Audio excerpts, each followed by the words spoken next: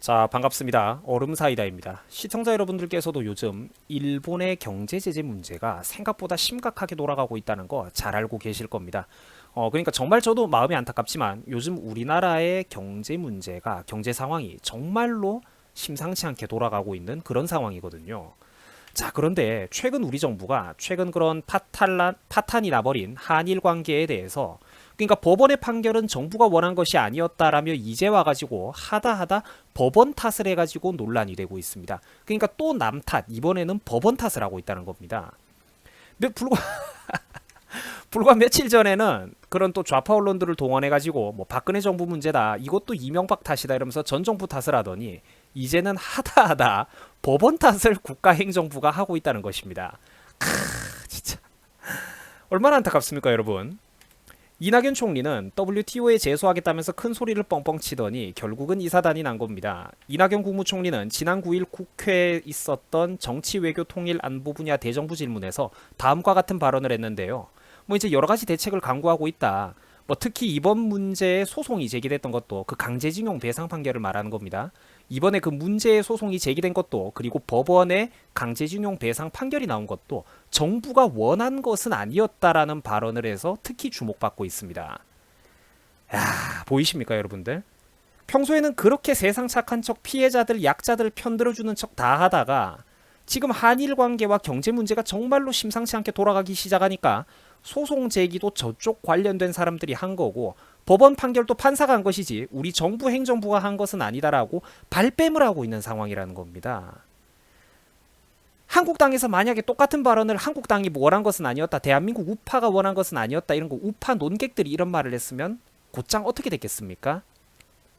안타깝죠. 저는 대한민국 한쪽 성향 국민분들의 그 철저한 이중잣대가 너무나도 안타깝다는 것입니다. 이런 말을 보고도 자기 편이니까 분노를 안 하잖아요. 정부가 원한 건 아니었대, 이런 게. 이 판결 내용과 소송 제기가 뭡니까, 여러분들이 이게? 그래가지고 한다는 게 법원 탓을 하고 있는 거야. 그러니까 자기들이 원한 판결이 아니었으니까. 근데 여러분들, 제가 이 변명을 삐딱하게 볼 수밖에 없는 게 애초에 대법원장과 대법관들 수어 명의 상당수를 추천하고 임명하는 게 대통령의 권한이기 때문입니다. 국가 간의 조약과 외교 문제라는 건 사법부가 실질적으로 독단적인 판단을 내리는 것은 불가능합니다. 원래 정부의 의중을 물어보고 분쟁에서도 정부 방침을 적극적으로 수용을 하는 편이에요. 그 왜 그러냐?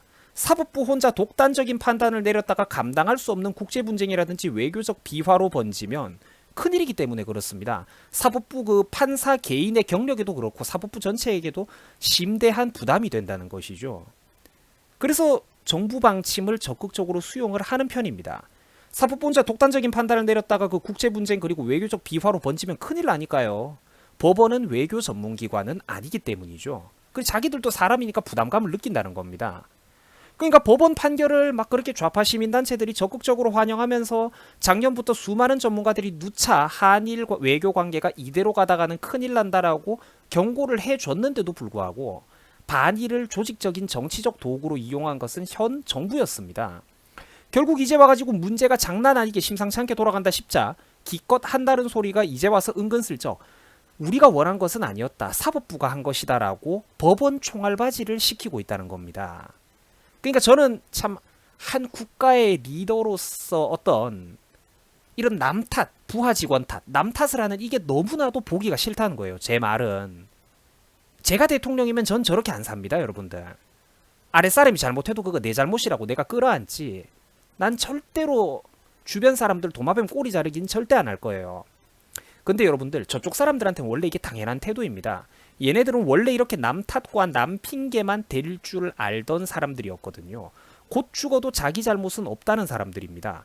평생 동안 산업화 세대를 비롯해가지고 남들이 세워놓고 이뤄놓은 거를 뒤에서 비판만 하고 말만 늘어놓으면서 먹고 살던 양반들입니다. 자기들한테 지휘권과 결정권 그리고 사업 추진 권한이 주어지니까 당연히 아무것도 못하고 우왕좌왕하는 게 당연하다는 겁니다. 국민들도 한때는 운동권 아마추어들한테는 절대로 정권 주면 안 되겠구나 하던 시절이 있기는 있었습니다. 그게 이제 노무현 정부를 겪어본 직후였죠. 그래서 그때 당시에는 이미 대선 후보로서는 전성기가 지나갔던 이회창 씨가 수많은 우파표를 갈라 먹었음에도 불구하고 이명박이 그렇게 쉽게 당선될 수 있었던 이유가 바로 그겁니다. 그때 당시만 해도 국민들이 최소한 지가 직접 겪어보면 뭐가 똥이고 된장인지 정도는 구별을 하던 시대였다는 거죠. 그래서 굵직한 우파 후보가 두세 명이 나와도 압도적으로 1위 후보가 당선이 될 수 있었던 그런 시절이라는 겁니다.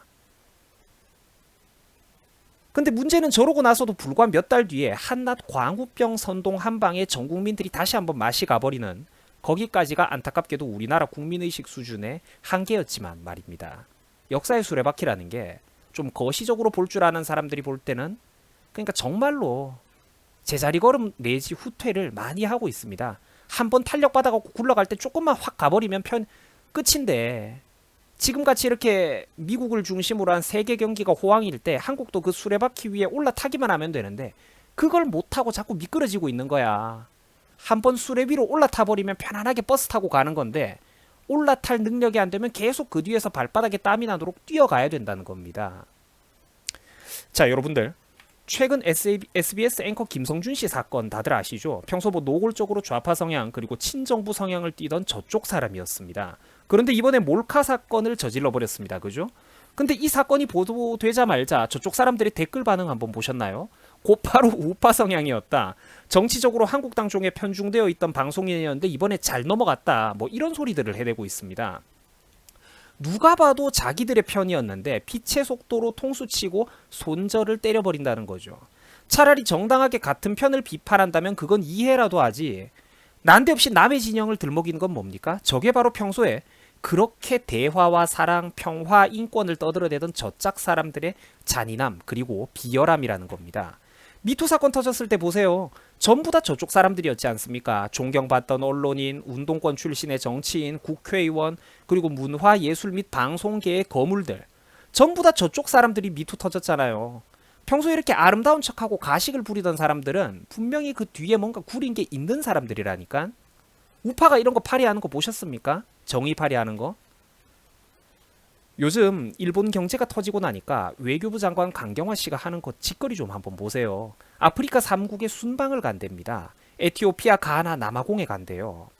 지금 때가 어느 때인데 외교부 장관이 일본 가가지고 외교 채널 총동원해서 싹싹 빌고 접촉하고 설득하도 모자랄 판에 이게 뭡니까? 아프리카는 왜 이렇게 좋아하는 거예요, 이 사람? 정부에서 하는 소리 좀 한번 보세요. 무대응이지 무대책은 아니라고 합니다. 보이시죠? 얘들은 진짜로 일이 이렇게 될 줄 몰랐던 거고 아무 생각 없이 이번 일을 벌였다는 겁니다. 일개 우파 커뮤니티 회원들도 무려 작년부터 경고했던 한일 관계를 정말로 청와대와 국가행정부 최고위 관료들이 몰랐다는 겁니다, 여러분들. 모르는 게 당연하지. 쟤네들이 화염병 던지고 머리끈 동여매고 피켓 들고 시위하는 거나 할 줄 알지, 길바닥 나가서. 그거 말고 할 줄 아는 게 뭐 있겠어요. 화염병 제조법 말고 얘네들이 할 줄 아는 게 뭐가 있어. 자, 또 전 정부 탓 그리고 박근혜 탓, 남 탓하는 기사들 이미 여러분들도 다들 보셨을 겁니다. 이게 그러니까 알만한 분들은 다들 잘 아시겠지만 참 얼마나 안타깝습니까 이게. 이번 일본의 경제 제재의 핵심은 그동안 일본이 아시아에서는 우리 한국에게만 유일하게 화이트 국가로 특별 대우해주던 혜택을 폐지한 것입니다. 약 15년 가까이 아시아에서 유일하게 우리나라한테만 특별 대접을 해주고 있었는데 이걸 이번에 폐지한 거예요. 그러니까 평소 얼마나 반일파리를 정치적으로 이용하고 한일관계 외교를 개판 쳐놨으면 이런 일이 생겼겠냐는 겁니다. 자기들도 발뺌하잖아요. 아까 보셨잖아, 법원 탓하는 거. 그 판결을 정부가 원한 것은 아니었다라고 발뺌하고 있잖아. 저게 바로 평소에 정의를 그렇게 팔고 약자 편드는 거를 파리하던, 그 이미지 파리하던 애들의 본질이라니까. 문제가 진짜로 장난 아니게 커지니까 도마뱀 꼬리 자르기를 하고 발뺌을 하잖아요. 얼마나 안타깝습니까 이게. 그리고 보세요. 이제 와서 미국에 SOS를 치고 있습니다. 평소에는 그만큼 외교 전문가들의 우려를 사면서 북한몽, 중국몽을 꿈꿔대면서 이상한 스탠스를 취하던 사람들이 이럴 때만 미국 보고 도와달라, 미국 보고 중재해달라라고 아우성을 치고 있다는 겁니다. 이제 와서 이렇게 비굴하게 도와달라는 문재인 정부를 바라보면서 미국 정치계가 솔직히 속으로 어떻게 바라보겠습니까? 일본 언론이 오죽하면 한국의 문재인 대통령 보고 좀 더 어른스럽게 어른이 되라라고 그런 소리를 했겠냐고요. 이것 아닙니까? 어른이 돼야 되잖아요. 이제 와가지고 한국 정부가 그렇게 평소에 중국몽을 꿈꿔대다가 이제 와서 미국 보고 도와달라고 하면 솔직히 미국의 정치 엘리트들이 차마 겉으로 말은 못해도 속으로 어떻게 바라보겠습니까? 이런 것들이 바로 우리 대한민국의 국격을 떨어뜨리는 행위라는 거죠. 반면에 저쪽 사람들한테 무능하다는 프레임이 박혀가지고 그렇게 비판받았던 박근혜 전 대통령은 미국의 아시아 태평양 경영 전략의 전략적 파트너로서 당당하게 인정받고 미국 의회에서 영어 연설을 하고 나서 기립박수를 받았습니다. 수십 분 동안. 최소한 우리가 여러분들 시청자 여러분들 중에서 물론 나이가 어린 분들은 박근혜 전 대통령을 싫어하는 분들도 있다는 거 잘 알고 있습니다. 그리고 저도 몇 번 조심스럽게 부족한 부분에 대해서 비판한 적도 있었어요. 자, 그런데 우리가 객관적으로 최소한 현 정부랑 지난 박근혜 정부 두 정부를 우리가 한번 비교해 보자는 겁니다. 과연 지금 누가 더 당당한 외교를 하고 있는 것 같습니까?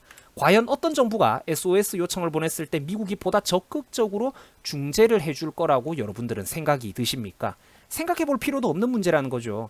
애초에 박근혜 정부 시절에는 일본 아베가 과거사를 사죄하면서 위안부 합의금도 대한민국에게 100억 원 이상 내줬지 않습니까? 그거 할머니들의 70% 이상 대부분이 받아갔다는 사실은 여러분들 알고 계셨습니까? 저쪽 언론에서 자꾸 그 위안부 합의 나쁘다 욕하는 것만 들으셨지 실제로는 7, 80%가 생존자 할머니들 그 40몇 명 중에서 30몇 명 이상 7, 80% 이상이 그 합의금을 수령해 갔다는 건 여러분들 알고 계셨습니까? 모르죠. 이런 건 제대로 보도가 안 나오니까 보도가 한두 개 나와도 묻혀버리니까 입맛에 안 맞는 정보잖아요. 그죠? 한국 사람들이 그렇다는 겁니다. 이런 양국 간의 뻔히 합의가 끝났던 사안을 정권 바뀌었다고 인정 못한다고 백지화하고 끊임없이 정치적인 도구로 악용하며 분노를 주입하는 정권이 과연 누구였습니까? 그러니까 일본이 저렇게 나서는 거예요. 한국한테 15년 동안 화이트국 리스트에 올려가지고 아시아에서는 유일하게 무역 수출 특혜를 주다가 그걸 이번에 걷어찼다는 겁니다. 문재인 정부가.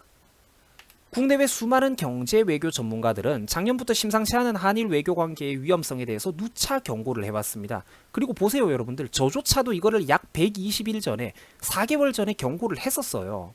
저게 3월 13일에 제가 올렸던 영상인데 제목 보이십니까? 한일 관계를 파탄내는 문재양 이래가지고 대놓고 제가 제목에다가 불화수소라고 품목까지 정확하게 적어놓은 거 보이십니까? 과연 누가 불통입니까? 말을 해주는 사람이 없었다고요? 말을 해주고 경고를 해주는 사람들은 다 있었다니까? 누가 불통입니까? 누가 과연 귀를 닫아 걸고 의사소통이 안 된단 말입니까? 이제는 하다하다가 기업들 보고 일본에 지사도 있을 텐데 제때 사전 동향 파악하지 못했냐고 기업 탓을 하는 이런 꼬라지들 좀 보세요. 동향 파악을 다 해줬는데도 불구하고 거기에 눈과 귀를 닫아 건 게 바로 문재인 정부랑 그 지지자 깨시민 분들 아닙니까?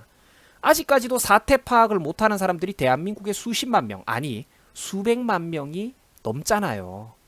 이 어리석음으로 인한 대가가 터져나오면 그 죄는 누가 다 감당할 겁니까? 깨어있던 억울한 사람들도 싸잡혀 끌려 들어간다는 거예요.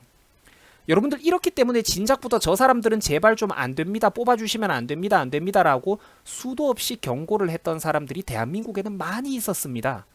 그런데 착해 보이는, 개념 있어 보이는 번지르르한 말만 늘어놓자 그놈의 이미지 정치에 속아 넘어간 건 바로 대한민국의 국민 여러분들이라는 사실이죠. 그러니까 이게 진짜로 억울한 다른 국민들한테 죄송한 줄 알아야 된다는 겁니다. 자기 선택이 틀렸다는 거, 잘못됐다는 거, 지들 머릿속에 박혀있는 그 얄팍한 선과 악의 이분법 구조가 틀렸다는 걸 이제 와서 인정하기가 두려운 거예요. 저쪽 사람들은.